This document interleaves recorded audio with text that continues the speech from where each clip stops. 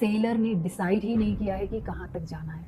तो ये सारा गेम डिसीजन, डायरेक्शन और डेस्टिनेशन का है। आपके पास आपकी लाइफ का इतना कंट्रोल तो है कि आप अपनी सेल को एडजस्ट कर सको according to the wind direction.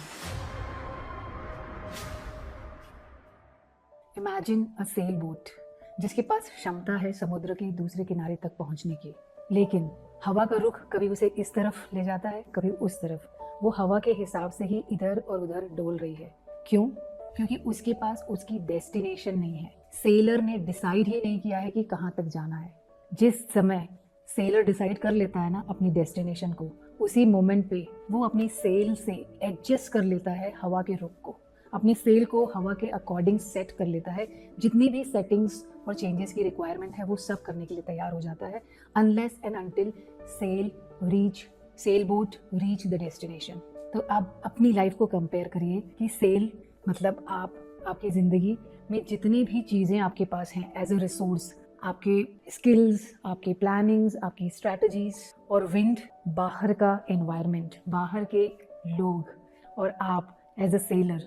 अगर आपने डिसाइड कर लिया ना आपको क्या चाहिए, you will able to adjust your methods, you will able to modify your strategies according to your decided destination. तो ये सारा गेम डिसीजन, डायरेक्शन और डेस्टिनेशन का है। आई एम श्योर अब आपने रियलाइज़ कर लिया होगा कि जब आप डिसाइड कर लेते हो ना, तो आप अपने full potential, creativity, ideas, planning बार बार बेहतर और इम्प्रोवाइज कर करके लगा सकते हो। आपके पास आपकी लाइफ का इतना कंट्रोल तो है कि आप अपनी सेल को एडजस्ट कर सको according to the wind direction. पर अगर आपने ये नहीं किया, ये जिम्मेदारी नहीं ली, तो क्या होगा? बैठकर इंतजार करेंगे कि ये बदल जाए तब मेरी लाइफ ठीक हो जाएगी, वो बदल जाए तब मेरी लाइफ ठीक हो जाएगी।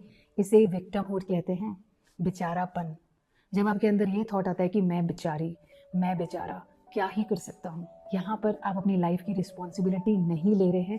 That's why you are falling into the victimhood. क्या आप विक्टिम से विक्टर की तरफ जाना चाहते हैं? आपके पास हमेशा दो चॉइसेस होती हैं, to live in default setting, मतलब जो भी बाहर की सिचुएशंस और लाइफ ने आपके लिए भेजा है बस उसे ही लेते रहें और अपने आप को शेप करते रहें। दूसरा, डिज़ाइन, अपनी लाइफ को अपने डिसीजन के हिसाब से डिज़ाइन करें, इम्प्रोवाइज करें। एनएलपी में एक बहुत ही प्यारा फ्रेम ऑफ माइंड है जिसे हम कॉज एंड इफेक्ट का लूप कहते हैं। जब हम कहते हैं ना इसके कारण ये हुआ, इसका इफेक्ट ये हुआ और इस इफेक्ट के कारण ये हो गया, तो कॉज एंड इफेक्ट एक लूप है। अगर आप इफेक्ट की एंड पे जी रहे हैं ना, तो आपको लगेगा कि मेरे साथ ये हो रहा है, मेरे साथ ऐसा हुआ, वैसा हुआ, इसकी वजह से मैं ये हूँ।